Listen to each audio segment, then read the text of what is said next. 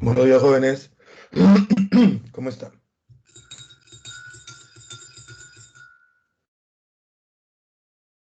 ¿Qué tal? ¿Se me logra escuchar bien?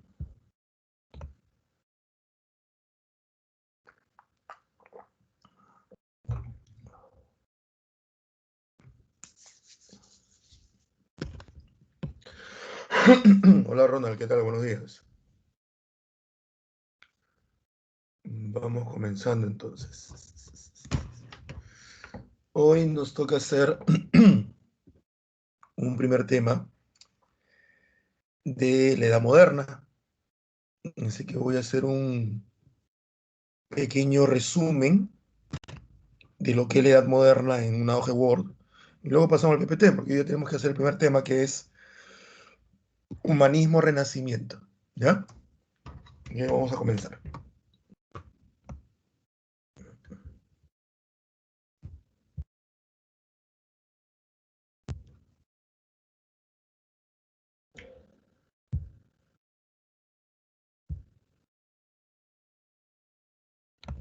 A ver, chicos.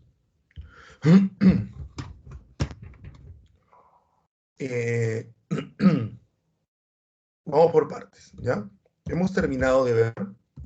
Voy a cambiar porque esta letra nunca me gustó. Esto vamos a ponerlo en 14. Hemos terminado de ver la Edad Media.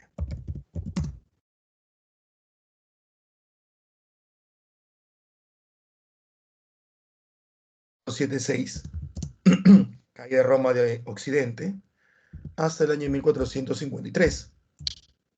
Fue la caída de Roma de Oriente o Imperio Bizantino o toma de Constantinopla. ¿Está claro? No se olviden que en la Edad Media se caracteriza por desarrollo,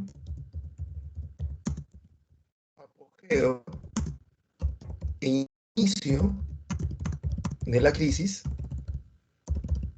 del feudalismo, ¿no? Esa es la característica de la Edad Media. Desarrollo, apogeo e inicio de la crisis del feudalismo. No te olvides que el feudalismo es un sistema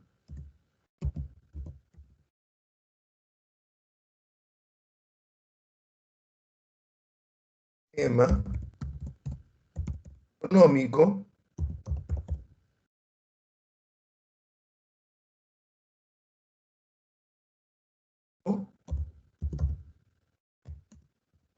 social y cultural que se desarrolló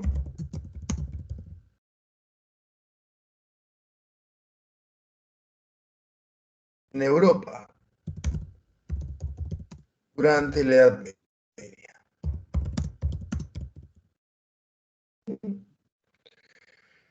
Para los marxistas, ¿ya?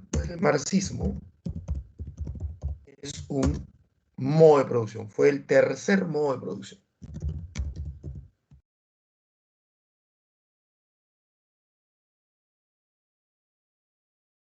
Fue el marxismo, el tercer modo de producción.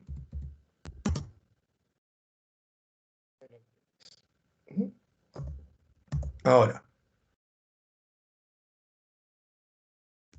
la división de la Edad Media, acuérdense.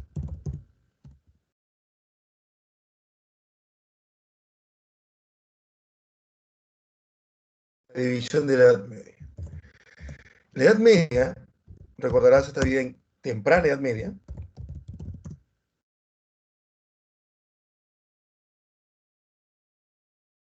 iba desde los siglos V hasta el siglo IX, que es la caída de Roma de Occidente hasta la desintegración del Imperio Carolingio, ¿no? Es de la temprana Edad Media, ¿ya? Eso se caracteriza por el desarrollo del sistema feudal. Desarrollo del sistema feudal. Aquí encontramos que desarrollo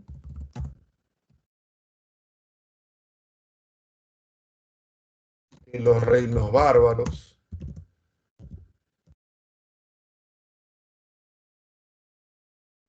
En el caso de Oriente, encontramos al Imperio Bizantino, realmente con su personaje Justiniano, ¿se acuerdan? Y el nacimiento del Islam, ya por el siglo VII. Ahí encontramos la formación del Imperio Carolingio.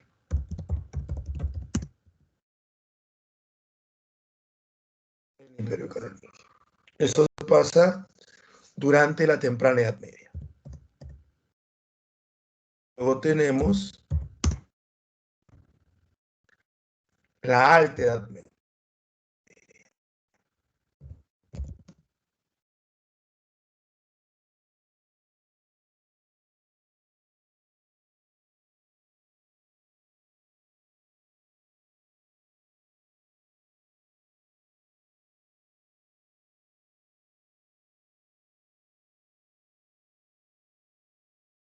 Eso fue lo que encontramos. El apogeo del sistema feudal.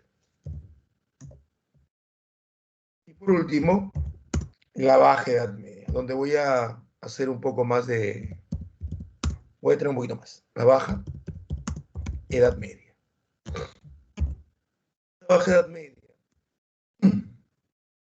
va del siglo XI al siglo XV. Algunos textos ponen del siglo XIII, no te lo preocupes, del siglo XI al siglo XV. Aquí lo que vamos a encontrar es el inicio de la crisis del sistema o del feudalismo. Ahí comienza su crisis. Y una prueba de ese inicio de la crisis vendría a ser las cruzadas. Que como tú recordarás, las cruzadas tuvieron como consecuencia el renacimiento del comercio entre, espero que lo pueda leer bien, Oriente y Occidente. Eso trajo las cruzadas como consecuencia. Además, que las cruzadas, vamos a colocarlo así,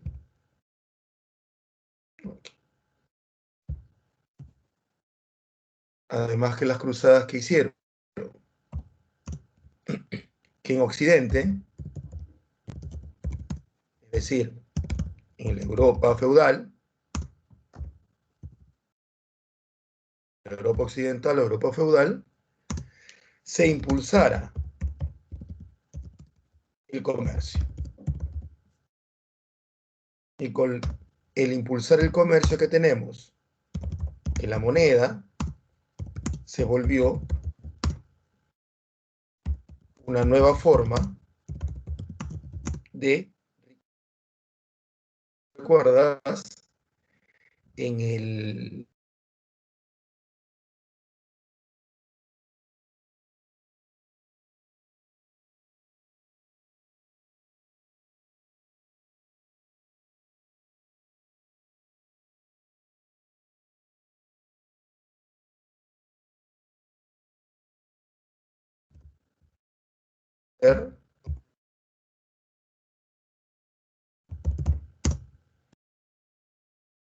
que antes adquirieron poder económico.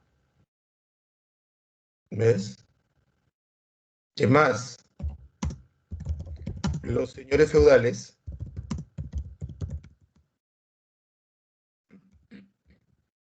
perdieron poder.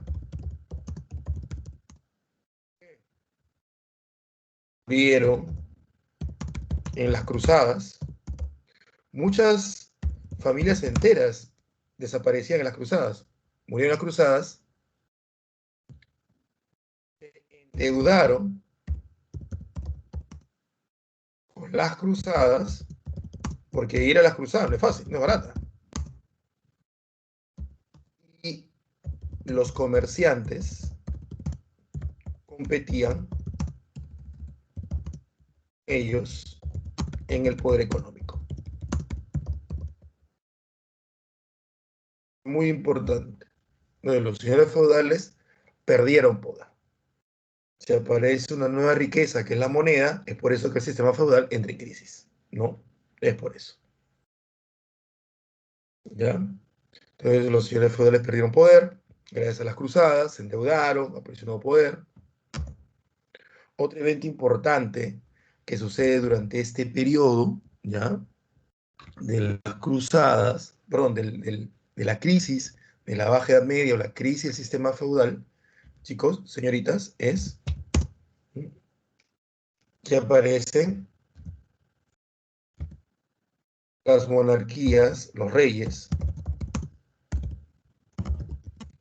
tenían más poder. La idea de que el rey reina pero no gobierna comienza a desaparecer. Comienza a desaparecer. ¿Qué más podemos decir? Hubo guerras, como por ejemplo, la semana pasada, ¿no? La guerra de los 100 años. Hubo guerras, la guerra de los 100 años. Otro dato importante, apareció la peste negra. Mató a un cuarto de la población europea. La peste negra en el siglo XIV. ¿Ya? Y otro dato importante, nacen las ciudades. Es otro dato importante.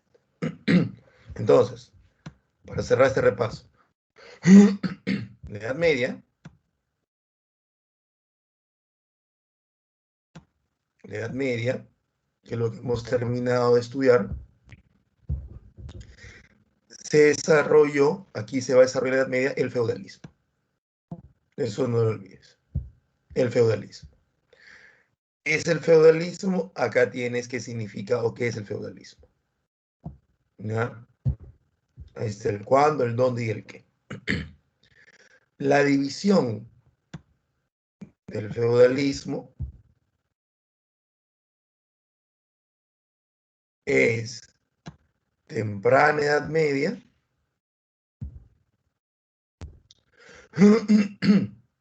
alta Edad Media y baja Edad Media. Y la baja Edad Media es donde vemos la crisis del sistema feudal. Y con esta crisis del sistema feudal veremos el nacimiento de el capitalismo.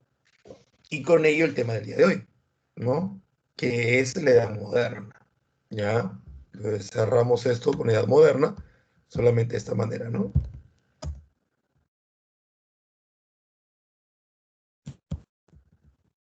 Moderna, nobla a la Revolución Francesa. Esa es la edad moderna. Y lo que debemos tener clarísimo en esta edad moderna es que lo que vamos a presenciar es crisis del sistema feudal y al mismo tiempo desarrollo del sistema capitalista.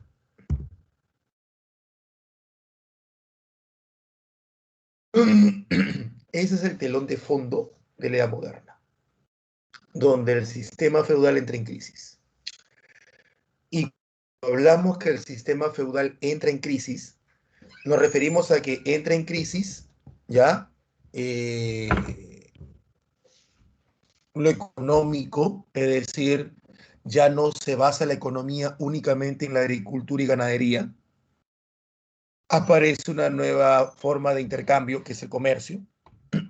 Entra en crisis lo político, el rey reina, pero no gobierna. Ahora el rey reina y gobierna.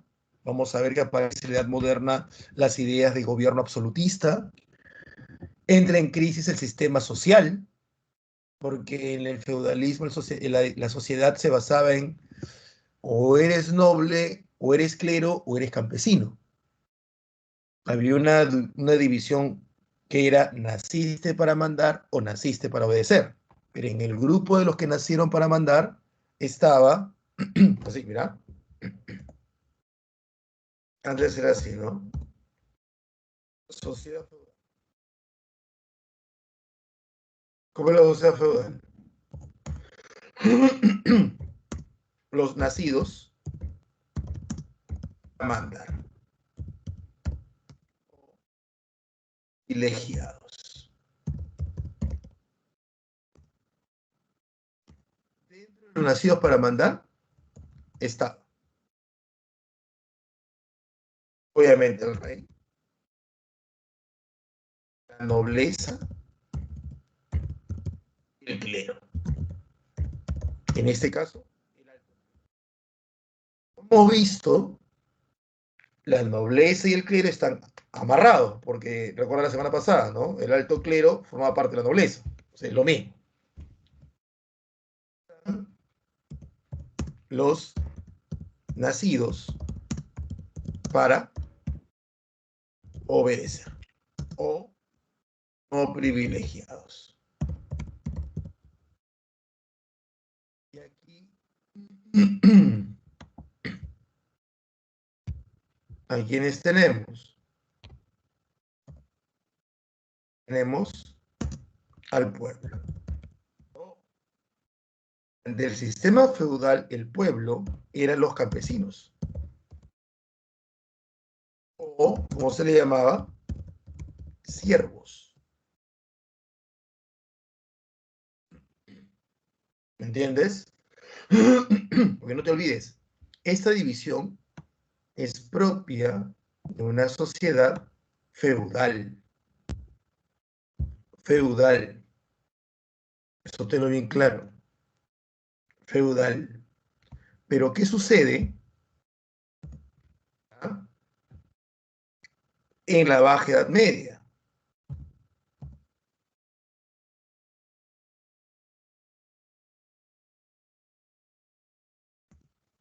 Aparecen los comerciantes. Y la pregunta es, ¿dónde encajan los comerciantes en el sistema social feudal?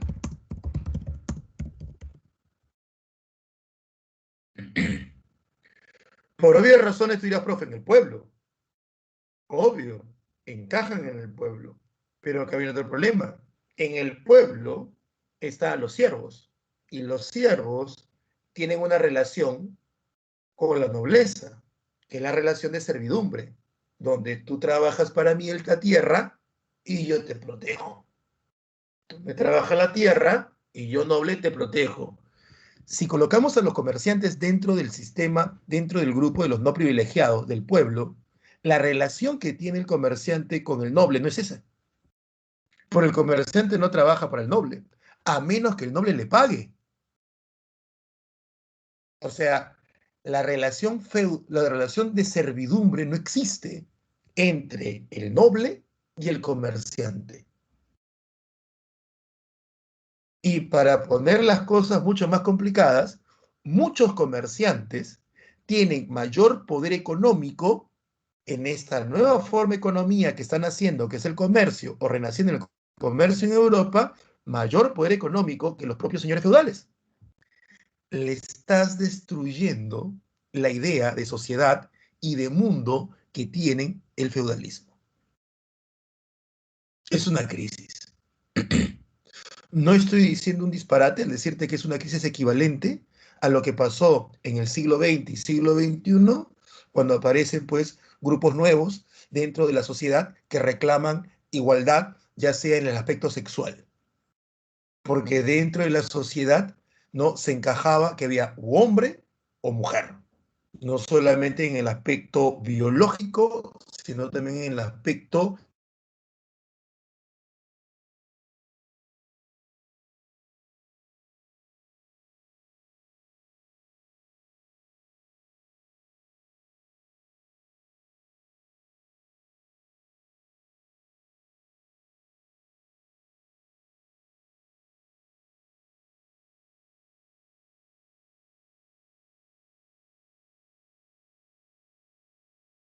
en algunas culturas. En otras culturas se le daba ciertos privilegios y en otras, como la nuestra, basándose en la tradición judío-cristiana, se le relegaba, se le escondía, se les negaba o se les reprimía.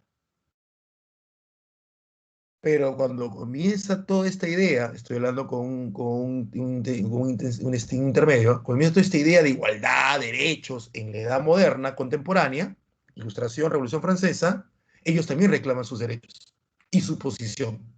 Pero tenemos una estructura de sociedad que entre muchas cosas se basa solo en dos géneros. Entonces, cuando aparece un tercer género y reclama, choca.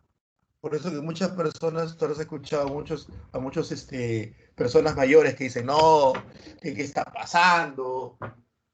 ¿No? ¿A dónde está yendo esta sociedad? ¿A dónde está yendo este mundo? ¿Cómo es posible que suceda esto? ¿No? Por aquí, que por allá. ¿Dónde has visto eso? Ya, lo que estás presenciando tú, joven, que tú no creo que lo veas así, lo que estás presenciando tú en esa persona mayor que se expresa de esa manera, que dice cómo es posible que ahora esta gente esté metida en el Congreso, en la política, lo que tú estás presenciando es la crisis que esa persona está viviendo como representante de un sistema que está desapareciendo, de un sistema social, en ese aspecto. Entonces, en su lógica, en la forma de sociedad como él ha vivido, hay un orden al cual él está acostumbrado, un orden al cual él dice, no, así no era antes, que iba a ser así en la época de mi papá, en la época de mi abuelo, ese era el orden existente. Lo que él está viviendo es una transición, un cambio, que lleva a algo nuevo, que es el equivalente a lo que estaban viviendo los señores feudales durante la Baja Edad Media y en la Edad Moderna. Por eso que ellos reclamaban igual, ¿no? Yo decía, ¿cómo es posible que que sea del pueblo, igualado? La palabrita que esa famosísima palabrita, igualado. ¿Por qué? Porque somos desiguales, pues. Yo nací para mandar, ¿no? Naciste para obedecer. ¿Cómo es posible que luego tú vengas y me mires la cara? Tú que has venido de origen humilde, que has venido del pueblo. ¿Cómo es posible que ahora vengas a reclamarme derechos? Te estás igualando a mí, igualado.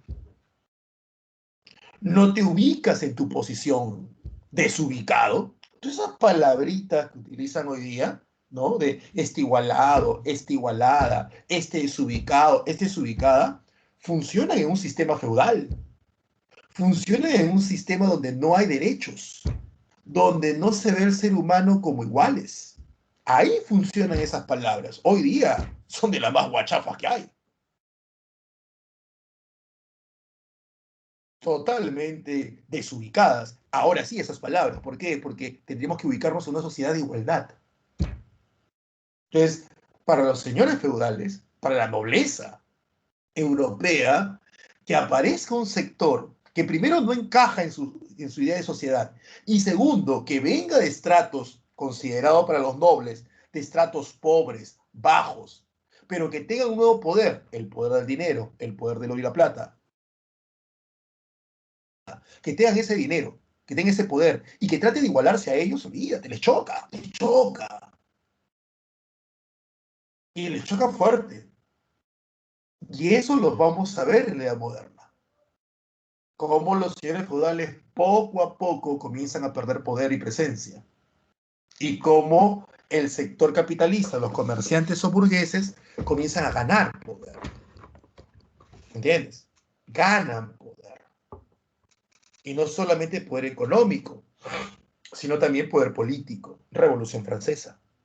Pero ya me estoy adelantando un poco. Pero me adelanto sabiendo que más o menos tú te ubicas, porque lo hemos visto en el básico. Pero no solamente es poder económico y político, sino también que tienes que decirle a la sociedad por qué existes. ¿Entiendes? ¿Por qué existes? Tienes que decirle quién eres, qué buscas.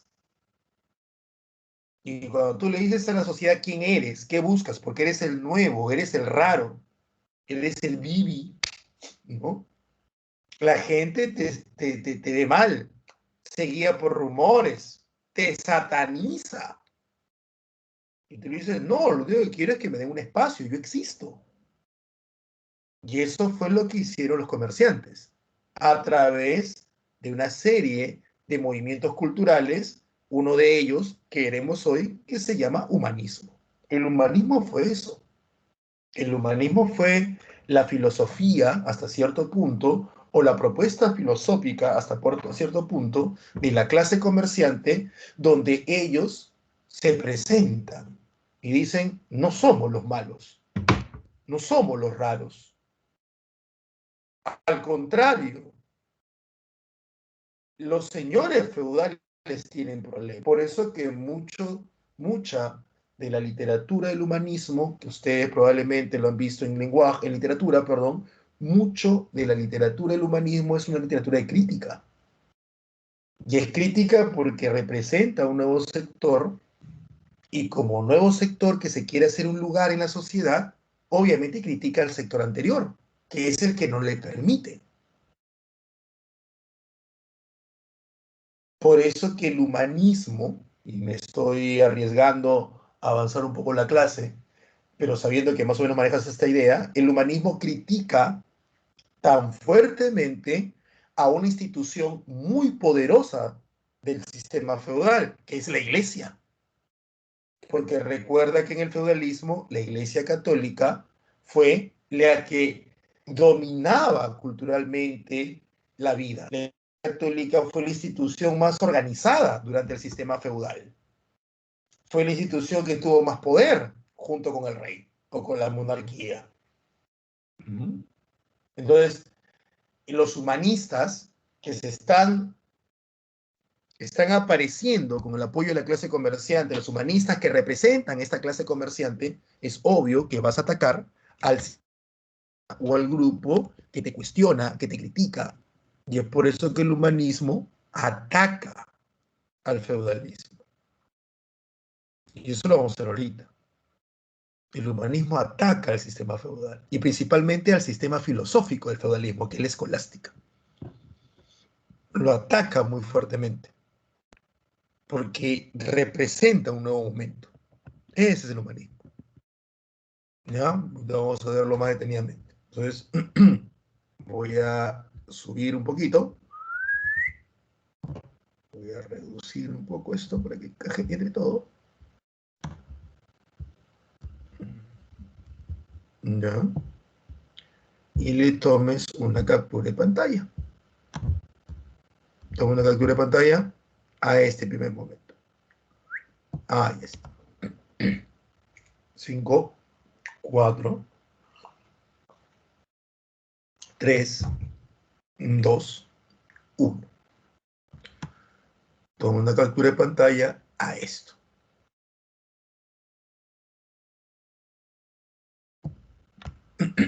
5, 4, 3, 2, 1. Y una captura de pantalla a esto último.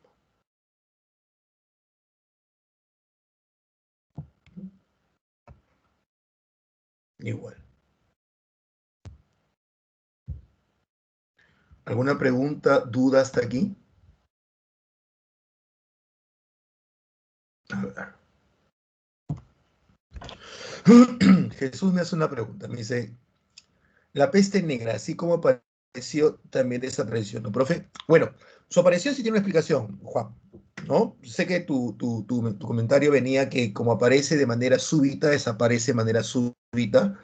Sí, la peste negra proviene de Asia, ¿ya? Proviene de un virus que se instala en la pulga, y esta pulga utiliza la rata, un tipo de rata, que hace que se transmita, o sea, mata a la rata, ¿no? Y hace que se transmita.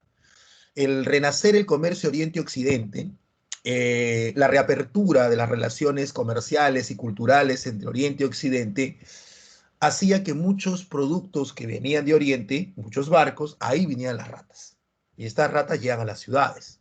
Unas ciudades que en el siglo XIV estaban en crecimiento impresionante, pero que las personas no tenían una higiene, no tenían una forma de cuidado, como hasta el día de hoy. Si tú te das cuenta, es una pena esto del COVID y todo lo demás, pero la primera línea de defensa es la higiene. Es la primera línea, lavarse las manos. Es la primera línea de defensa, la higiene. Además de cubrirte el rostro, ¿no? Es la primera línea de defensa, la higiene, ¿no? Entonces, este, la peste negra así es como apareció. La gente moría, la transmisión de la peste negra era mucho más fácil, mucho más rápida que la que tenemos hoy. La peste negra, a diferencia de la enfermedad que tenemos hoy, el COVID, se transmitía mucho más rápido, vía aérea, mucho más rápido, ¿ya? Que la peste bubónica. Eh, Mata muy rápido y hasta el día de hoy no tiene una cura, la peste negra, ¿ya? No tiene una cura, tiene un tratamiento, pero no tiene cura. Tiene un tratamiento y tiene que ser un tratamiento con antibióticos muy fuertes. Y rezarle a todos los santos de que no haya avanzado, porque muchas personas que han tenido peste negra o peste bubónica en las últimas décadas, algunos de ellos han terminado con miembros amputados. Es muy complicado. Esta peste negra se quedó en un lapso de 30 a 40 años. Inglaterra tenía 4 millones de habitantes y terminó teniendo 3 millones. Un cuarto de la población desapareció. La gente caminaba y caía, quedaban en las calles regados. Por eso que ahí nace la iconografía, nace la imagen de que la muerte anda con una guadaña. La guadaña es una herramienta de trabajo en el campo con el cual cortas el trigo a larga distancia para no maltratarlo. Entonces, como la guadaña es una herramienta muy afilada, la pasas rápido, el trigo cae, ¿no? Tú lo ves así, el trigo para el ¡prum! Al rato cae. Pues parecía a los seres humanos. De ahí viene la, este, la idea de que la muerte, y obviamente la muerte es como una calavera, con una capucha negra y tanta cosa, ¿no? O sea, en realidad,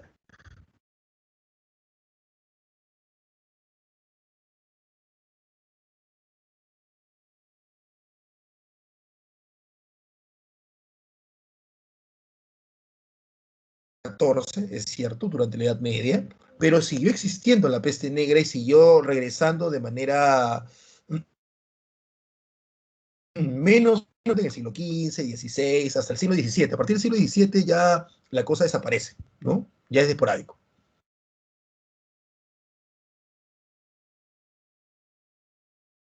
No todos los comerciantes extranjeros, Fabricio. Algunos comerciantes, la mayoría de los europeos eran italianos. Inglaterra también tuvo comerciantes, porque era una isla. El norte de Europa también. Pero no todos eran llevados o sea, ojo, el hecho de que sí, tiene razón aquí Víctor, pero no todos eran llevados a islas. Son eso, o sea, llevarlos a una isla era un caso excepcional, ¿no? Era un caso excepcional. En realidad murieron bastante porque no sabían cómo controlarlo. Esas famosas máscaras que parecen cuervos eran una forma de tratar de controlar, pero no sabían cómo controlarlo. La peste, al igual que hoy, esta pandemia nos ha dicho pues que no importa la condición social, ¿no? No importa la condición social. Aquí mueren ricos, pobres, gente pudiente, gente no pudiente. ¿Me entiendes? Y otra vez, discúlpeme esta vez sí sería salirme del tema, esto de que la gente con plata quiere salvarse primero es una estupidez. Es una estupidez, ¿no? Porque a menos que tú tengas dinero, te vacunes, te quieras salvar y te encierres en tu casa, no tiene lógica si es que en el país la mayoría son pobres. Lo lógico sería vacunar primero a la mayoría para que esa mayoría no te contagie. Es lógico, para que esa mayoría no se sienta molesta y no te desestabilice. Es lo lógico. Pero cuando hay temor, lo lógico no funciona. Impera el egoísmo. Ni siquiera para poder tener planes de políticos a largo plazo son lógicos.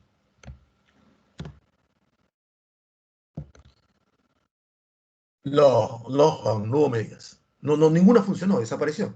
Por eso que muchas personas pensaban que era un castigo de Dios.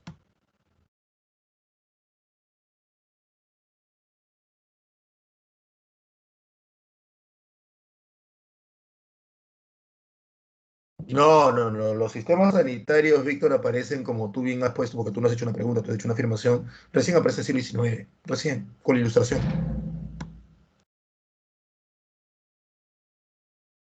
Sí, José, mató la tercera parte de la población. No necesariamente en donde hacían sus desechos comían, tenían un lugar. Muchas personas no tenían ni siquiera un lugar estable. Lo que sí era que donde hacían sus necesidades no se limpiaban para nada, ¿no? Entonces, defecaban y no se limpiaban. ¿Ya? Y era así.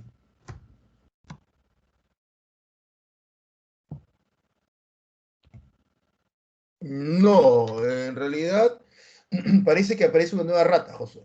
Aparece una nueva rata que es más fuerte que la rata que a la cual tenía era el virus. Uno, dos, después de 30 años, algunos seres humanos desarrollaron cierta inmunidad.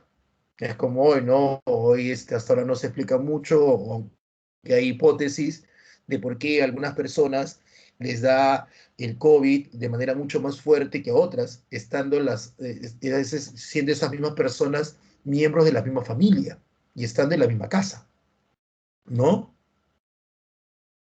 Entonces, no se sabe. Algunos dicen que es genética, la carga viral, pero aún no sabemos. Entonces, lo que sí se sabe es que algunas personas desarrollaron una mayor tolerancia, una mayor resistencia, ¿no? Por eso que en los siguientes años apareció la peste negra, pero fue menos letal, ¿ya? Hay una serie de estudios, ¿no? Una vez leí por ahí que algunos hasta decían que algunas personas que descendían de esos europeos que habían sobrevivido a la peste negra y que tenían una condición genética un tanto especial, diríamos, eh, habían sido resistentes o habían sido inmunes al VIH.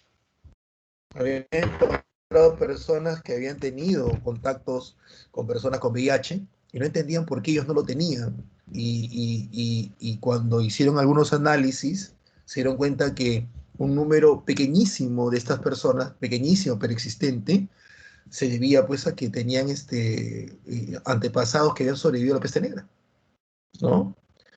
¿Qué tanto llegó ese estudio? No lo seguí, soy sincero, no lo seguí. Es como hace poco acabo de ver un estudio que están ahí sacando de que un porcentaje importante de personas a las cuales el COVID no le da es porque tienen una herencia genética del Neandertal, ¿no? Ahora, ¿qué tan cierto es eso? Lo han sacado unos investigadores de Europa, ¿no?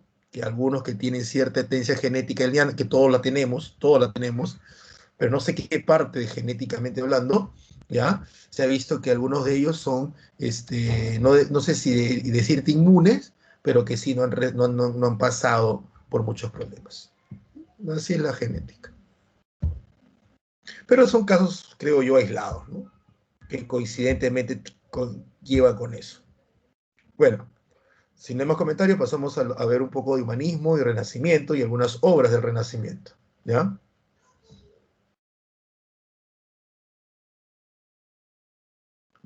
Ratatouille. Hay un corto, creo, sobre eso, ¿no?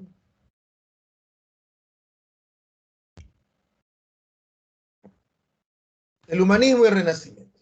Ahí tienes el hombre del Vitruvio, que es el dibujo de.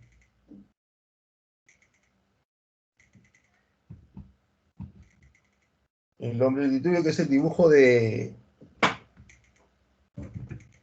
¿Dónde suena? No, sino que muevo la pierna y suena, pero suena a mi costado. Yo, está loco. Quiera. Bueno, el hombre del Vitruvio, que es un dibujo de Leonardo da Vinci.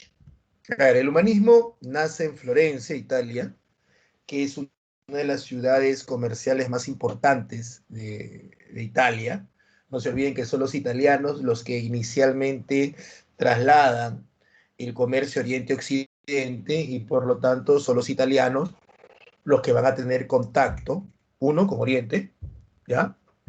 Tienen contacto con Oriente, primero, y segundo, tienen mucha riqueza, mucha riqueza. Entonces, el contacto con Oriente no solamente les permitió a ellos hacerse de dinero, hacerse de oro y plata, porque vendían el precio de la pimienta y del comino, lo vendían pues el equivalente al oro y la plata, ¿no? O sea, un kilo de pimienta vale un kilo de oro. Sino que además es importante porque ese intercambio también se convierte en intercambio cultural. El ir a Oriente, el conocer a los orientales, el conocer a los bizantinos, que habían sido los grandes preservadores de la cultura de Grecia, de Roma, les permitió a ellos conocer textos griegos y romanos. Textos griegos y romanos que es cierto, sí había en Europa Occidental, pero debido a que la Iglesia Católica era la monopolizadora del conocimiento, la Iglesia Católica no te permitía acceder a esos textos. Además, que el 90 y tantos por ciento de la población no sabía ni leer ni escribir. ¿Qué pasa con los comerciantes? Los comerciantes eran personas iletradas, muchos de ellos, personas analfabetas, obviamente, que comienzan a hacerse de mucha fortuna, pero siguen siendo, ante los ojos de los señores feudales, los, el pueblo con dinero, pero sigue siendo pueblo, como esas expresiones medias tontas que tiene la gente en la actualidad. No, ahí está el nuevo rico, ahí está el rey de la papa, el rey del camote, que en realidad son términos despectivos, ¿no? Son términos despectivos, porque el decir rey de la papa, rey del camote, rey de la yuca, ¿ya? Rey, entre comillas, minimizar tu fortuna desde un punto de vista tonto, obviamente, minimizarla proviene tu fortuna. Ah, de la papa, ah, del camote, de lo yuco, ¿no? Ahí está el rey de Gamar.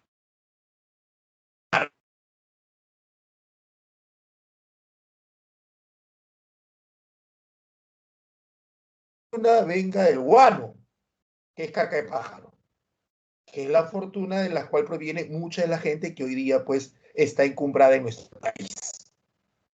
Todos esos que tienen apellido de Avenida de Miraflores, su fortuna viene del guano. Así que, ¿qué fortuna apesta menos? Pero esa idea, ¿no? Ah, el nuevo rico. Antes me acuerdo de un término también bien despectivo para esta persona también. Te decían, ahí está pues no sé si lo habrás escuchado porque tú estabas muy joven, muy niño, ahí está pues el Dino Paucar, decía. Porque hubo un tiempo que esta señora folclorista, ¿no? Se hizo muy famosa y su vida se transmitió por varios canales, creo que tuvo una serie, no recuerdo, y ella decía pues que ya había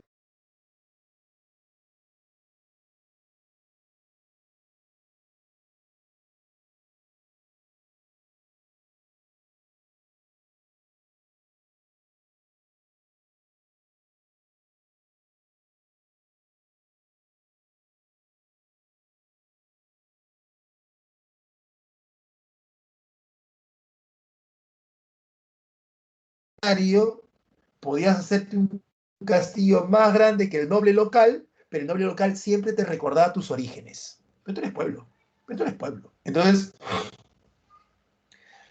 ¿qué es lo que hacían los comerciantes italianos? Lo que hacen muchos en la actualidad, porque el ser humano, créeme, podemos cambiar de tecnología, pero lo que tenemos en la cabeza no cambia tan rápido. ¿Qué es lo que hacía el ser humano? Lo que hacen muchos, ¿no? Algunos, si fuera hoy día, te dicen, oh, tú eres el rey de la papa. Sí, pues mucho orgullo, pero ¿cuál es el problema? ¿Cuál es el roche? Al contrario, voy a escuchar mi guainito, voy a escuchar mi tuntuna, mi diablada, mi marinera, ¿no? Mi pandilla de la selva, voy a escucharla. ¿Cuál es el problema? Orgulloso. Y les voy a decir a mi hijo, nosotros provenimos de ahí. Y no te sientas menos. Es una forma. La otra forma Y a veces también toman algunos, que es sentirse un poco avergonzado de sus orígenes y querer, pues, cambiarlo, ¿no? Como, no sé, pues, blanqueando la familia, ¿no? No, no te metas con ellos, no, que son de color medio raro. Hijito, tú tienes que meterte con blanconcita, con blanconcito. Por algo te teñí el cabello, por algo pagué tu cirugía plástica de tu nariz.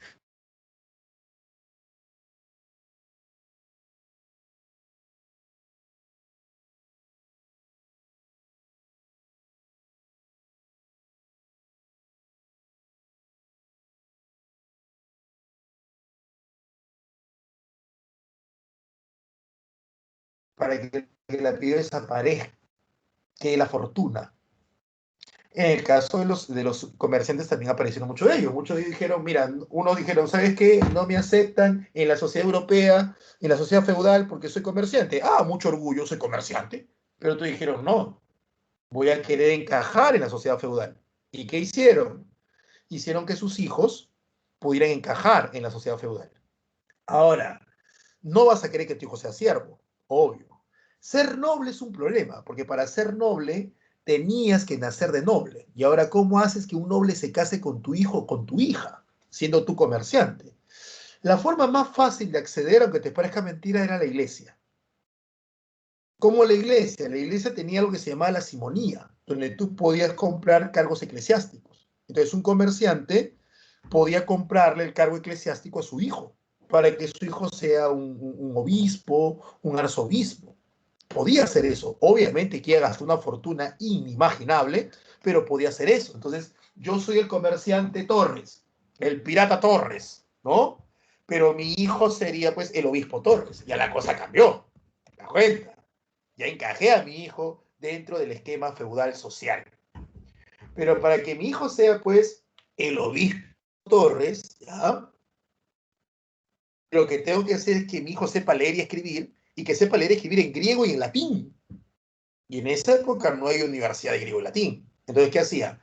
Le traía a su maestro de Bizancio, o una persona que sepa leer y escribir.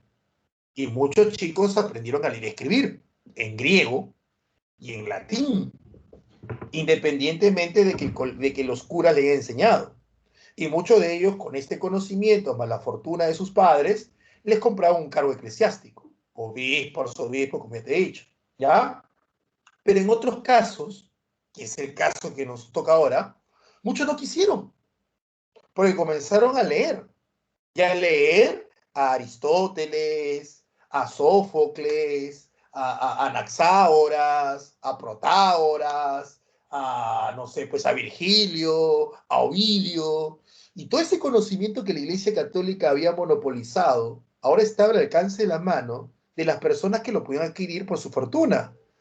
Y es leer, como ya lo sabes, es escuchar la voz y el pensamiento de genios, genios reconocidos.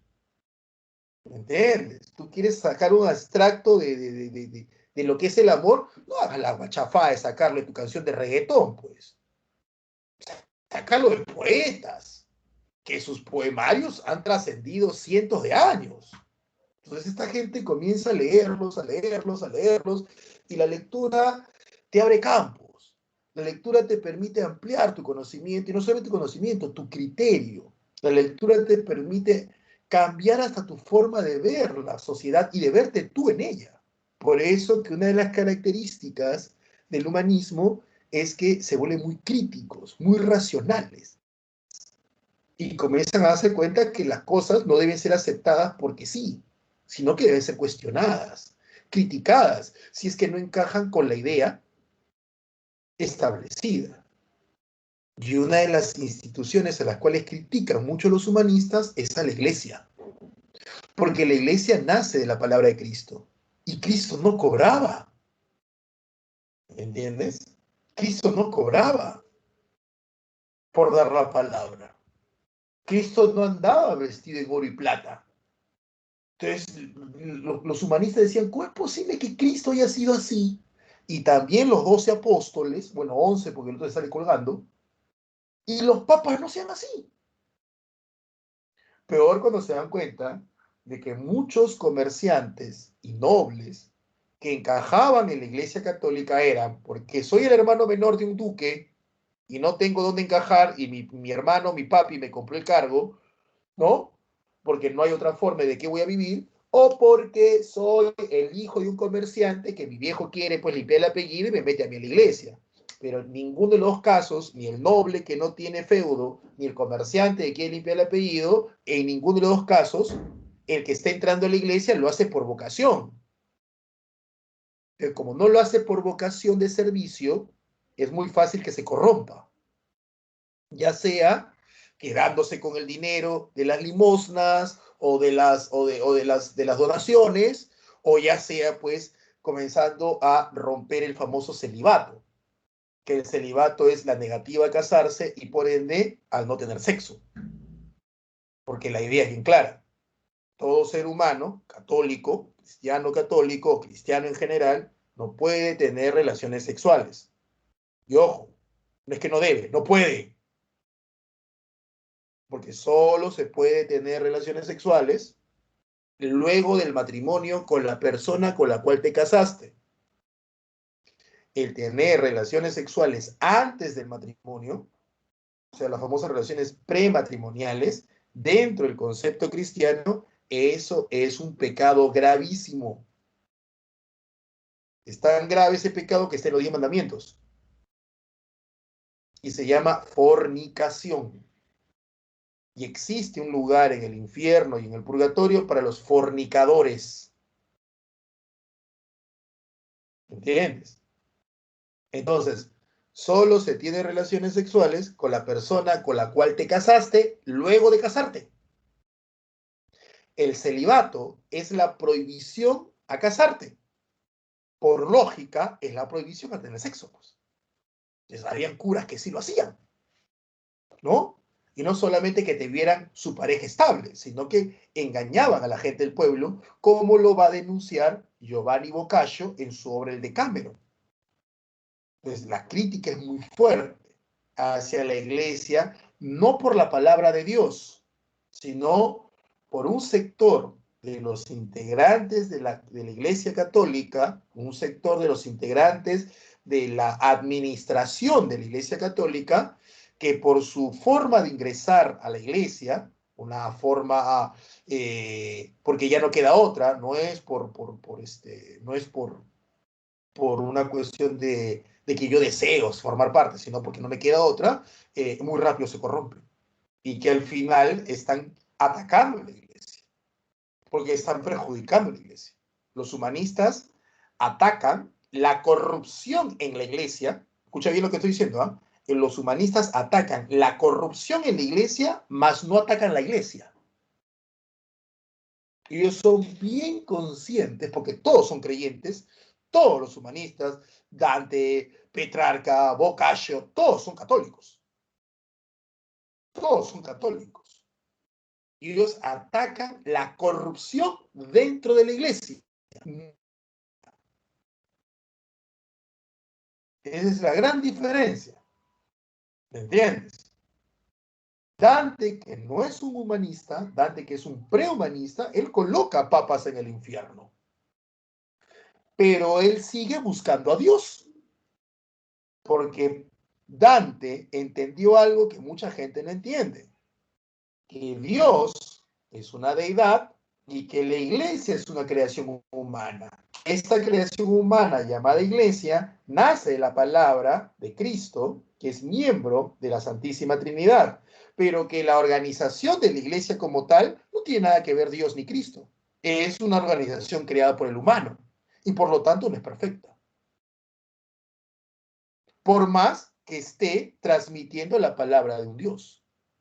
Pero la institución es perfecta. Y como institución debe ser criticable. ¿Para qué? Para que tenga una buena labor. ¿Por qué Dios no interviene? La clásica. ¿Por qué Dios no detiene a esto?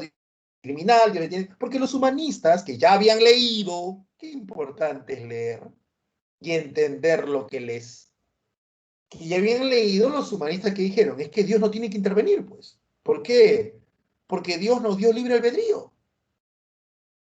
Todo lo bueno y todo lo malo y horrible que le pase al humano es decisión del humano.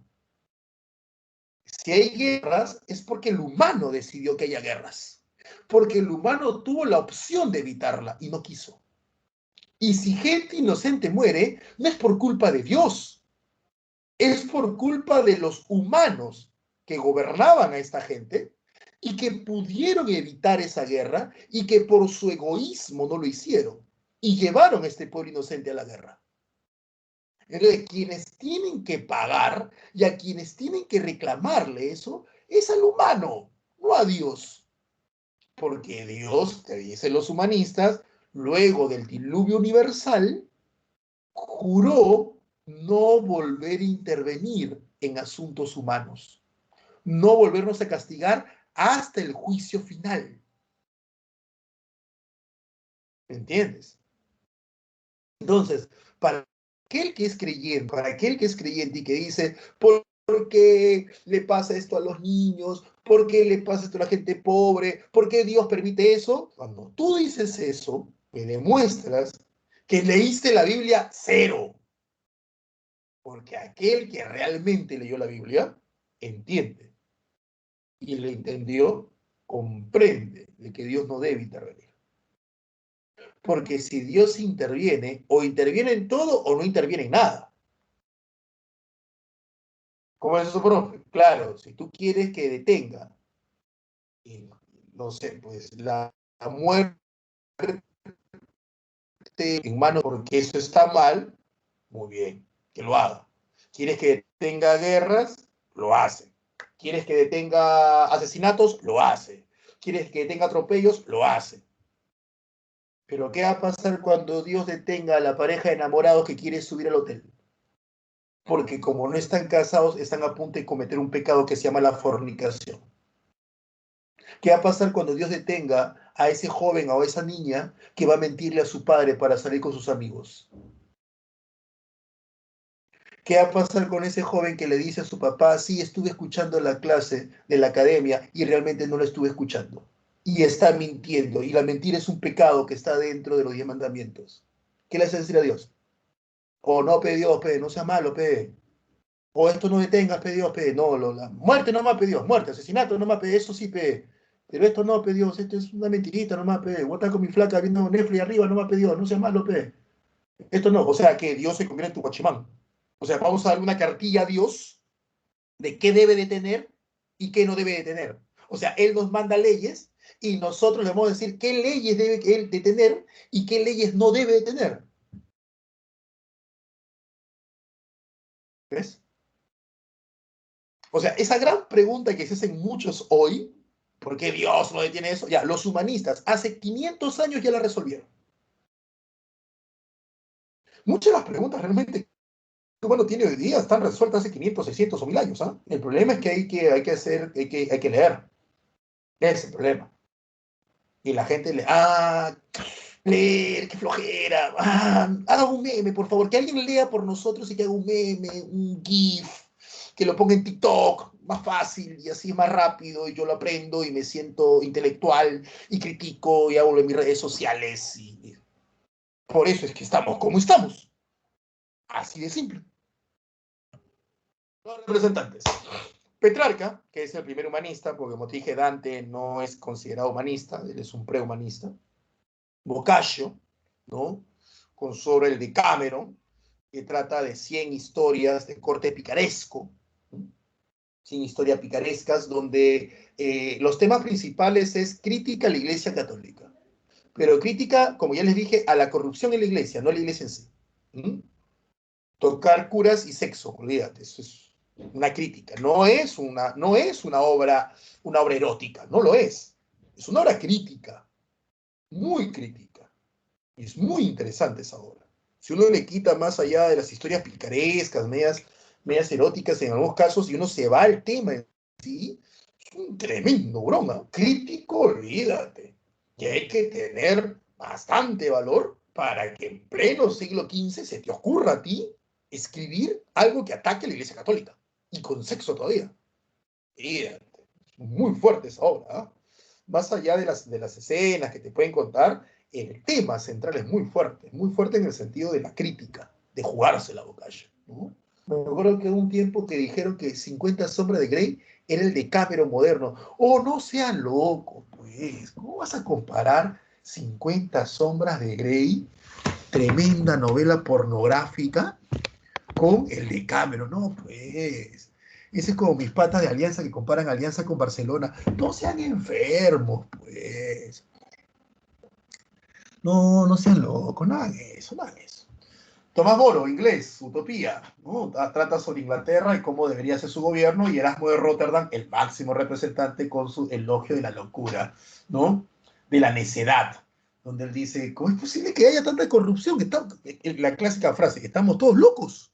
Entonces, él hace una crítica muy irónica en muchos aspectos, donde dice, la locura se ha instalado en nosotros, ¿no? La necedad, la torpeza, la idiotez se ha instalado en nosotros. Entonces él hace de manera crítica esa, esa, esa, esa observación a lo que está pasando en la iglesia, ¿no? Por eso que muchos dicen pues que Erasmo de Rotterdam, siendo católico hasta su muerte, es el antecedente de la reforma que vemos más adelante. El Renacimiento. Antes de entrar aquí, voy a ver si tienen alguna duda o pregunta. ¿Ya? ¿Ya?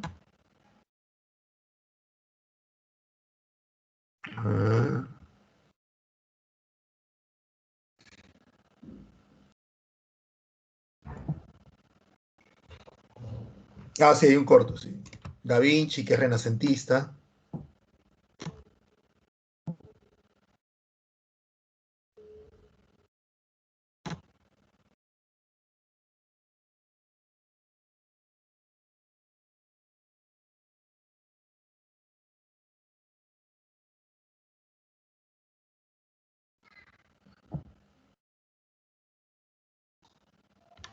Sí, el del meter al diablo al infierno, sí, Teresita, es un cuento del Decameron, ¿no? Que era un cura y que quería convencer, y terminó convenciendo a una niña de tener relaciones, mintiéndole, haciéndole creer, pues, que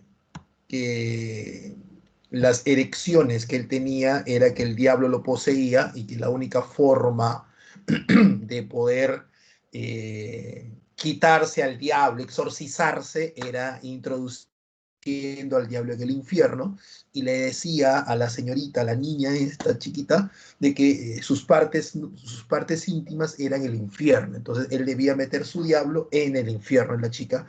Y la chica, pues, que no entendía nada de estas cosas y que pensaba, pues, que un hombre de Dios nunca le iba a mentir, aceptó, ¿no? Y al final la termina pervertiendo, ¿no?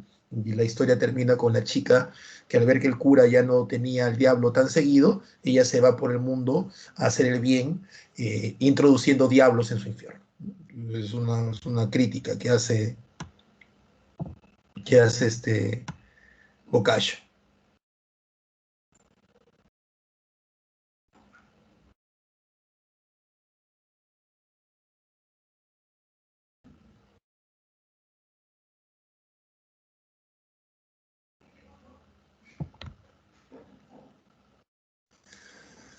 Sí, lo que pasa es que entenderás, María, que como vamos por etapas en el curso, ¿no?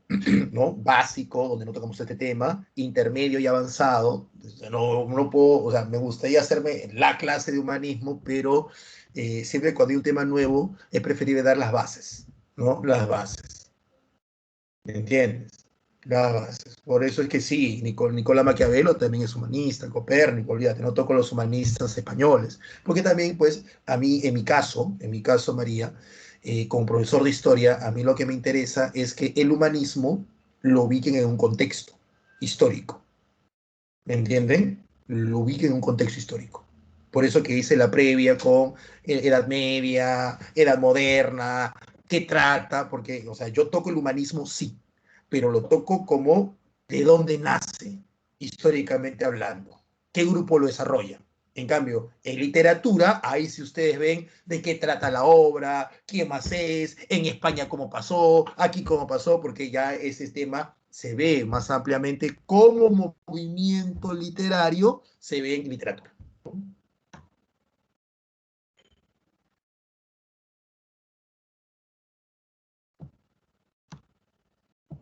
Eso es lo que pasa. Es por eso que María, no me explayo tanto. En realidad, Juan, el que haya curas pedófilos y curas pedófilos no tiene que ver con ello, ¿no? Tiene que ver con que en toda profesión o en todo lugar hay gente que mancha. Y eso se debe a que existen personas que ingresan por razones equivocadas. ¿Mm? ¿Es un problema que haya curas pedófilos en la Iglesia Católica? Sí. Es un problema que haya curas pedófilos y muchos homosexuales, que no tiene nada de malo que sea homosexual. El problema es que sea pedófilo, ¿no? Ese es el problema. Porque hay heterosexuales y homosexuales en la Iglesia Católica, ¿ya? El problema no es que seas homosexual o heterosexual, el problema es que seas pedófilo, el problema es que seas violador. Ese es el problema.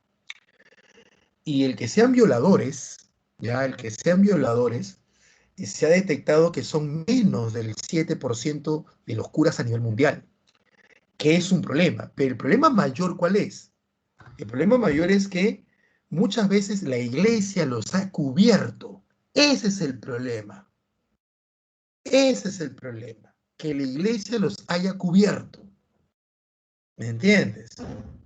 Ese es el problema. Es como en este salón. Son 126 por lo que veo. ¿Ya? ¿Y qué pasa si hay dos alumnos o alumnas que por ratos cogen el audio y ponen música, ponen cosas así antisonantes, interfieren en la clase? ¿Está claro? Interfieren en la clase. Interfieren, perjudican la clase. ¿Ya? Yo, chico, por favor, ¿qué pasa? Tengo que estar pagando los micros y tanta cosa más. ¿Estamos de acuerdo? Yo, chicos, ¿quién es? ¿Quién es? ¿Quiénes son? ¿Quiénes son? Y ustedes deciden como salón hacer o una de dos, o cuestión de salón, ¿ya? O cuestión de salón y dices, no, o sea, es que todos nos cuidamos, o simplemente ese no es mi problema, ¿entiendes? Ese no es mi problema. Entonces, yo me voy y digo esto que es injusto, pero lo digo. El salón, que tiene como código 0308, ¿ya? Es un mal salón.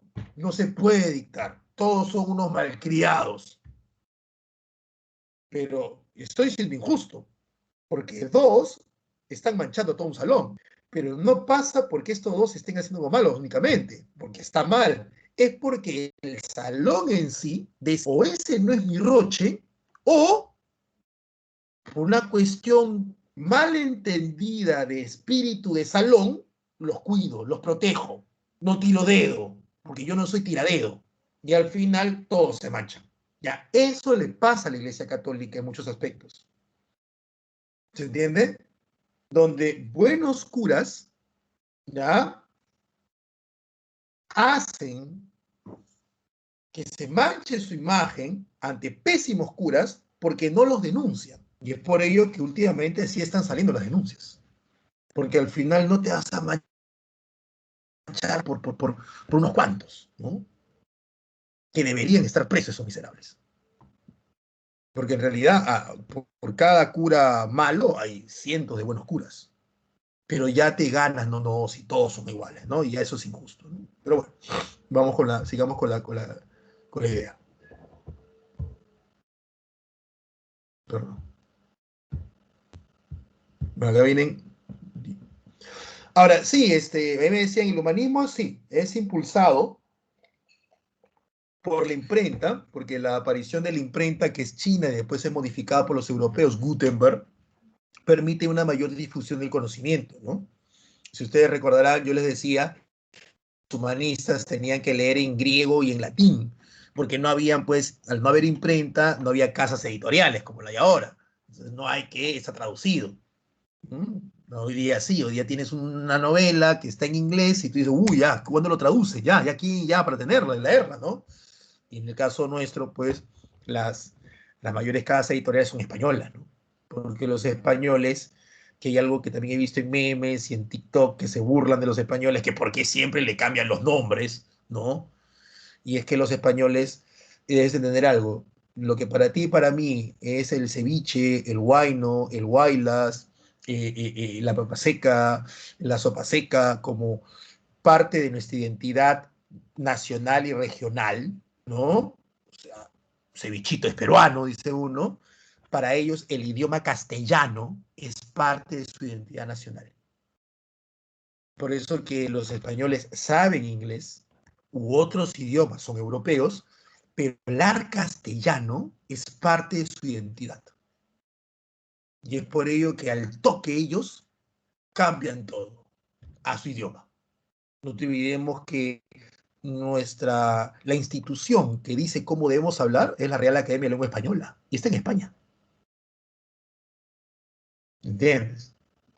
¿Ya? Entonces ellos al toque lo cambian. Por eso que las editoriales más interesantes en España. Pero bueno, eso fue un paréntesis. Entonces sí, la imprenta ayuda a difundir mucho porque antes los libros se copiaban, eran con copistas, eran a mano. Ahora con imprenta es mucho más fácil. El Renacimiento viene después del humanismo, el Renacimiento viene después del humanismo, nace también en Florencia. El Renacimiento es el renacer, el modelo estético grecolatino. Los griegos y romanos, como ya te expliqué en algún momento, tienen esa idea de que la belleza está en lo simétrico, ¿no? En representarlo, ¿ya? Y esto es mucho más amplio que el humanismo, pero tiene como base el humanismo. El humanismo es la base ideológica y las artes plásticas y la literatura lo hace mucho más amplio. Acá tienen algo para que lo puedan leer ustedes cuando ya tienen, por si acaso, esto lo tienen en PDF, ya lo tienen ya en su plataforma, por si acaso. Y vamos con los representantes más famosos, Donatello. Están en orden, perdón, voy a ampliar la pantalla. Está en orden de aparición, o sea, del más moderno, o sea, del más viejo al más actual, ¿no? Es el David de Donatello, que es una escultura de bronce, y ahí vemos que a los pies de David está la cabeza de Goliat, ¿no? Los desnudos, como ya te expliqué en la clase de Grecia, los desnudos tienen que ver con el arte. En primer lugar, los griegos esculpían muchos desnudos porque ellos no tienen la misma noción de moral que tenemos nosotros hacia la desnudez. Para nosotros lo desnudo está mal y eso tiene que ver con nuestra cultura judio-cristiana. Para ellos no. Punto uno. Punto dos. En el caso de los renacentistas que eran católicos, punto dos, eh, esculpir o pintar un cuerpo desnudo demostraba mayor complejidad y mayor pericia en el artista, porque no era solamente esculpirlo, dibujarlo, sino tener que tener claras las proporciones del cuerpo, cuáles son las proporciones ideales de un torso, de una cadera, de una pierna, de brazos, antebrazos, manos. Entonces, todo eso puede ser cubierto si tú esculpes o pintas una imagen con ropa, con una túnica, pero si lo esculpes desnudo o lo pintas desnudo, tienes que tomar mucho cuidado en esas proporciones, porque los críticos que vayan a ver tu arte, ¿ya? Van a tomar mucho detalle en que si tu pintura o escultura está cumpliendo con la simetría y la proporcionalidad en el cuerpo humano. Por eso que aquel que se arriesgaba a pintar un desnudo o esculpir tener un conocimiento de la anatomía humana muy grande, muy grande, ¿ya? Para aquellos, yo sé que ustedes son un salón decente, sé que es un salón que son bromistas, pero sé que tienen sus límites. Para aquellos que por ahí pueden decir, profe, ¿por qué siempre las esculturas, y esto no tiene nada que ver con la enfermedad, tienen en los hombres un miembro viril pequeño? Eso responde a dos cosas. Primero, a una cuestión griega. Los griegos pensaban que los hombres muy inteligentes y con una moral que habían alcanzado una moral muy alta, se representaba en un miembro viril pequeño. O sea, mientras más inteligente, más culto y más moralmente aceptable o adecuado seas, tu miembro viril era pequeño. ¿Por qué? Porque para ellos, pues, los griegos en especial, los arrebatos sexuales, las filias, ¿no?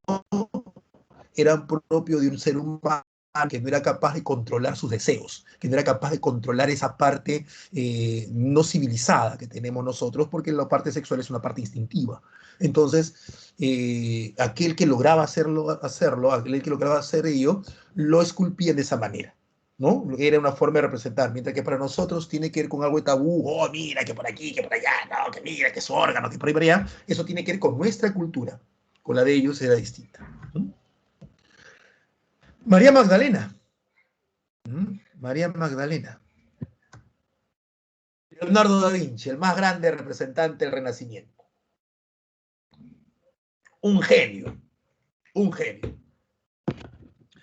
Parafraseando a Truman Capote, ¿no? Él era, tratando de parafrasear a Truman Capote, que era un literato estadounidense del siglo XX.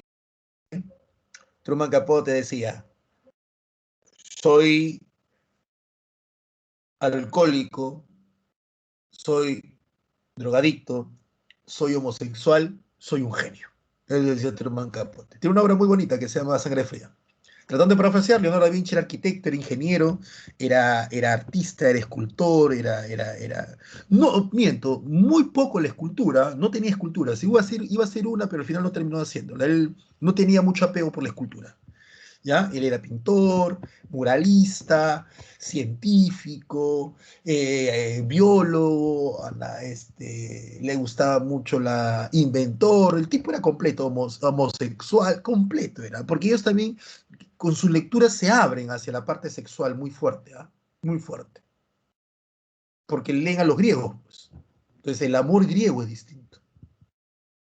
Acá no es una cuestión de que, ay, mira, que no, no, no. Tú sabes que esos temas yo no los toco así, ¿no? Pero muy interesante la vida de Leonardo, olvídate, un genio el tipo, ¿no? Tu obra más representativa, la Gioconda. No es el cuadro más famoso, bueno, es el cuadro más famoso de Leonardo, sí, pero no es el más bonito del mundo. ¿Ah? En realidad la Gioconda se vuelve famosa porque la roban. En el siglo XX la roban y estuvo desaparecida por varios años, hasta que al final la terminan encontrando debajo de la cama del ladrón, ¿no? Que no la pudo vender. ¿Ya? Hay un cuadro muy parecido a la Gioconda en España, que lo hizo el discípulo de Leonardo. Muy parecido. En una pared está la última cena. Cuadro que en todo comedor del abuelito o la mamá es infaltable. Y si no lo tiene, ya sabes qué regalarle para el Día de la Madre o para el cumpleaños de la abuelita o de la mamá, ¿no? La última cena. Tanto se puso en relieve esta obra de Leonardo da Vinci debido pues a la obra literaria, a la historia, a la novela de Dan Brown, el Código da Vinci, ¿no? Tanto se habló que si el que está al lado derecho de Jesús es hombre o mujer, ¿no? Que por qué están señalando, que la mano y muchas cosas más. Este se llama La Virgen en las Rocas, ¿ya? Es un cuadro pintado a pedido por las monjas de un convento italiano. Leonardo le lleva este cuadro y las monjas, olvídate, se horrorizaron, le dijeron que no, que es sacrílego, cómo se te ocurre traer eso, que tienes que destruirlo, y no quisieron pagar. Entonces Leonardo les pintó otro cuadro, que es este. Y este sí lo acepta, está mejor, ¿cómo es posible? Que el otro, ¿no? Leonardo le hizo creer que había destruido el primer cuadro, pero en realidad no lo destruye. El primer cuadro se encuentra en Alemania y el segundo está en Italia. Datos que en este cuadro no sabemos quién es el niño Jesús y quién es San Juan, ¿no? Acá sí lo identifica. Segundo, aquí el arcángel Gabriel mira al espectador, algo medio tétrico, señalando la escena. Aquí ya no. Aquí él mira la escena y no señala nada, ¿no? Entonces, ¿qué significaba eso? ¿Qué vieron las monjas ahí? Todavía no tenemos muy claro. Los inventos de Miguel Ángel, un genio, pero siempre sus inventos tenían que ver con cuestiones de guerra, porque las ciudades italianas paraban peleando entre ellas, ¿no? Entonces, como Leonardo tenía que defender los intereses de los mecenas eran las personas, familias o persona individual que financiaba un artista, entonces Leonardo defendía los intereses. Ahí están sus estudios, ¿no? De anatomía. Algo que era muy riesgoso porque para hacer estos estudios tienes que diseccionar cuerpos humanos, obviamente, de personas fallecidas. Y en esa época estaba prohibido bajo pena de muerte. Miguel Ángel, el más grande escultor, ¿no? Ahí tiene sus murales en la Capilla Sixtina, que es la capilla donde se elige el Papa, donde se hace el cónclave, para que veas el tamaño y la proporción, mira el tamaño de una puerta, por donde salen, y esta puerta es altísima, tiene más de 2 metros, así que imagínate el tamaño de esta pared y el tamaño de toda la basílica, la Capilla Sixtina. Esto que está aquí es esto, ¿no? Ahí está. El juicio final, las almas puras que estamos subiendo hacia el cielo y las impuras, ¿no? Que bajan al infierno. Ahí está. Miguel Ángel se dibuja aquí él mismo, salvándose, ¿no? Acá está el Señor, ¿no? Y una anécdota, ya para terminar, es que Miguel Ángel cuando dibuja esto, el Papa, su mecenas, era el Papa Julio II, ¿ya? Y Julio II trae a un comerciante a que vea el cuadro, y el mural, ¿no? Y le dice, ¿qué te parece? Todavía no determinaba, Miguel Ángel está pintando, y le dice, está bonito, pero está bueno para baños, no para una iglesia, mucho desnudo, no es digno de una iglesia, y eso le dijeron a Leonardo, a Miguel Ángel, pero Miguel Ángel le dolió. Tiempo después, el hombre regresa a la iglesia y le dice al Papa, Papa, ¿cómo es posible? ¿Qué está pasando? Que por ahí, por allá. Y el Papa le dice, ¿qué sucede? Miguel Ángel me ha pintado en su cuadro. Y el Papa, que ya sabía, se hace el tonto y dice, sí, hijo mío, ¿dónde? Ven. Y lo llevó al mural, ¿no? Le dice, ¿dónde está pintado? ¿En el cielo? No. ¿En el purgatorio? No. Le dice, aquí me ha pintado, padre. Mira, aquí estoy yo, con orejas de burro, con una serpiente rodeándome el cuerpo, entrando al infierno y que encima me está mordiendo el órgano genital, padre. Aquí estoy yo en el infierno. Y el Papa se ríe y le dice, ay, hijo mío, hijo mío, hijo mío, del infierno solo te saca Dios. Y ahí quedó el hombre inmortalizado en la venganza de Miguel Ángel hasta este tipo que no supo apreciar su arte.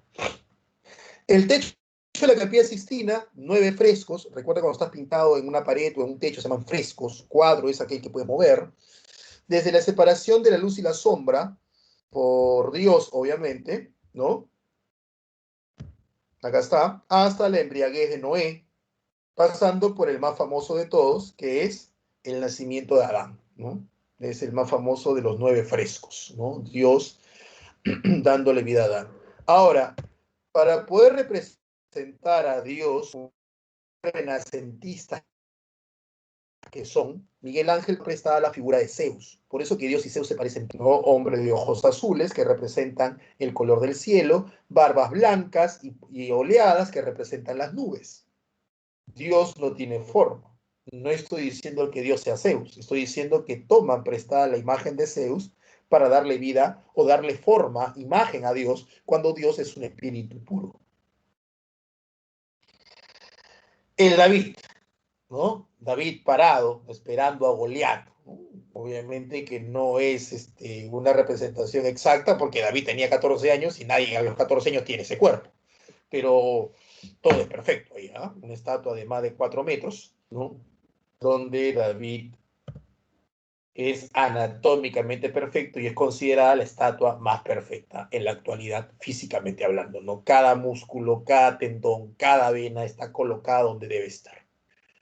Y al igual que Dios, Miguel Ángel, para representar al David, toma la figura de Apolo, ¿no? El dios perfecto en la mitología griega. El Moisés. Ahí está Moisés, con la tabla de los 10 mandamientos. Y pasa lo mismo, ¿no?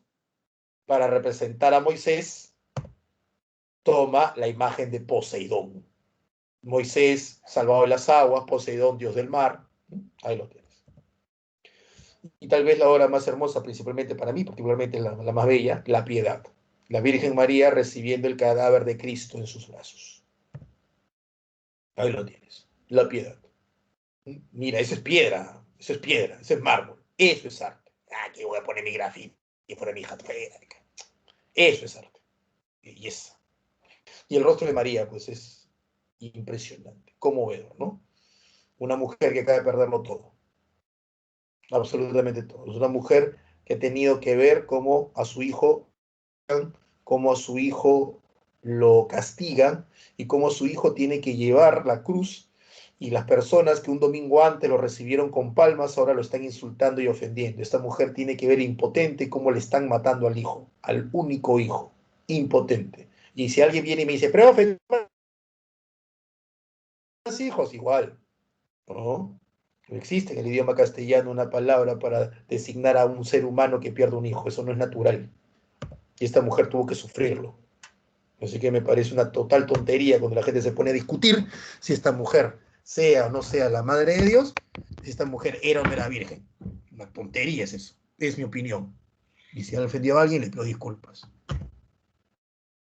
Ahí tienes la escuela de Atenas. Impresionante, ¿eh? Impresionante.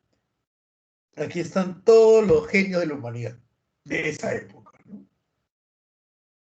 El 20. Rafael se pintó, o sea, él dijo, yo me pinto. Primer selfie de la historia, ¿eh? Primer selfie de la historia, Rafael. Él dijo, yo me pinto en mi cuadro, ¿no? ¿Quién me borra? Sí, mi cuadro. Y él se pintó junto con Ptolomeo, con Zoroastro, con Homero, con Anaximandro, con Plotino, él se pintó. Además, si pudieras verlo en mayor, este de acá lo está mirando como diciendo, oye, ¿tú qué haces acá? ¿No? Estrabón, Zoroastro lo mira como diciendo, oye, oye, oye, oye, ¿tú qué haces acá? Mira cómo lo mira, ¿no? Y él está acá. Él es el único que mira a todos junto con ella, que es Hipías.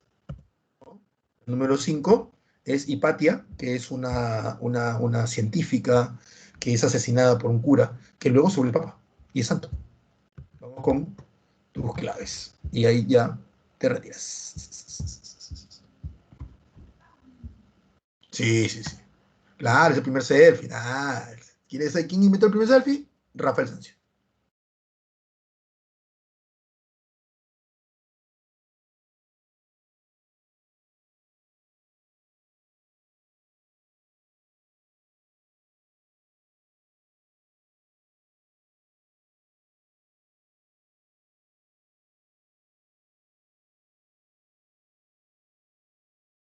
Las tortugas ninja, esa ya.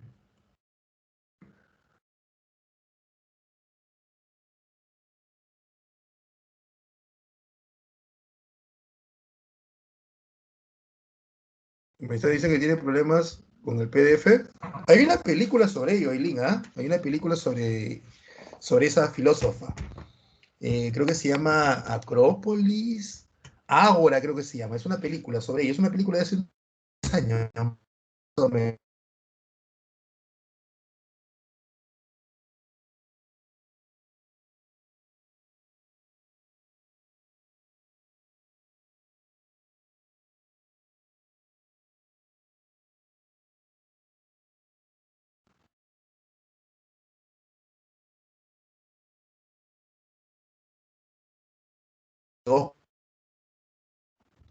Se basó en la cultura greco-latina.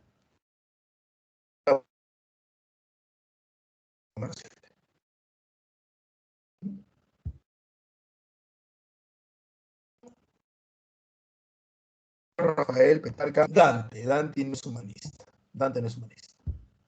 Pero en este caso me retracto, porque Rafael lo ha puesto acá también. Y Rafael no es humanista, pues Rafael es renacentista. Entonces aquí están aceptando a Dante como prehumanista. Rafael es renacentista. Cuna del humanismo, Florencia. Cuna del renacimiento, también es Florencia.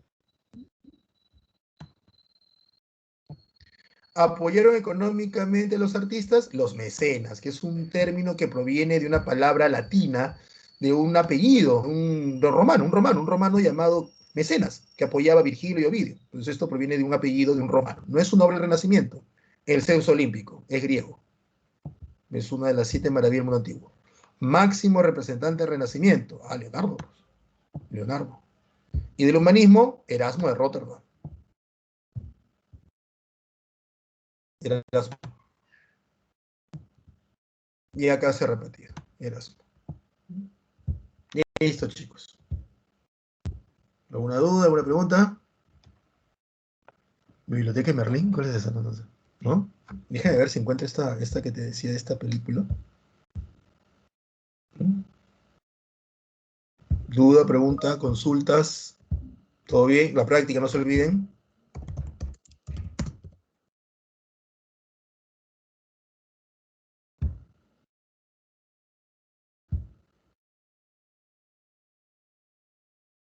¿Todo bien?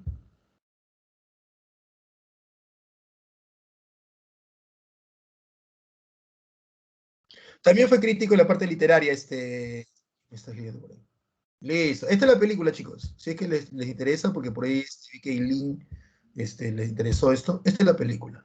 Ahora, ¿ya? Es una película.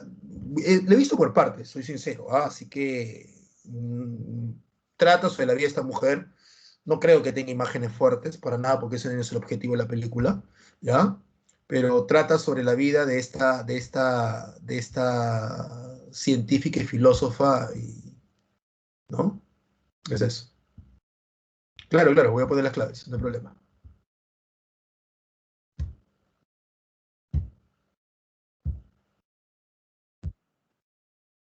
Luego, cuídense, chicos. A ver, voy a poner las claves.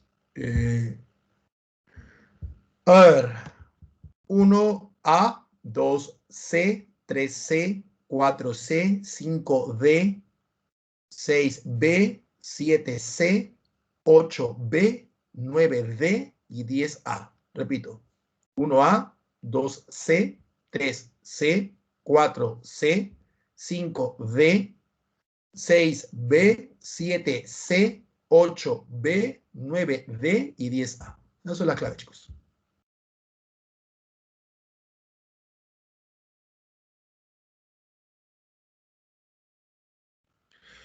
Juan, la novela, no, de nada, ya dirá, cuídense bastante. Juan, la novela es muy buena, como novela, ¿está bien? Como novela.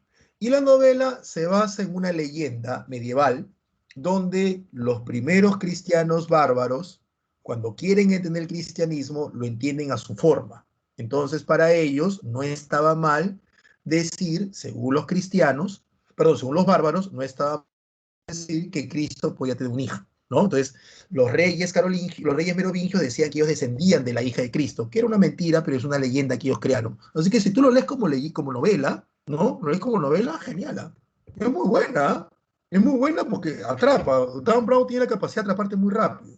Escribe muy bien una novela para atraparte, para entretenerte, ¿no? Ahora, si lo vas a querer llevar pues al aspecto de que no, que sí, Cristo tuvo una hija, no, pues eso sí es una total falsedad porque no existen pruebas. Pero si lo ves como novela, ¿no? Como una novela, sí, es buena, es buena. No, no, no, no, no, no va a cuestionar nada, ¿no? Si es que lo ves como novela, no es un libro de historia. Cuídense, José. Lo vamos a ver la próxima semana.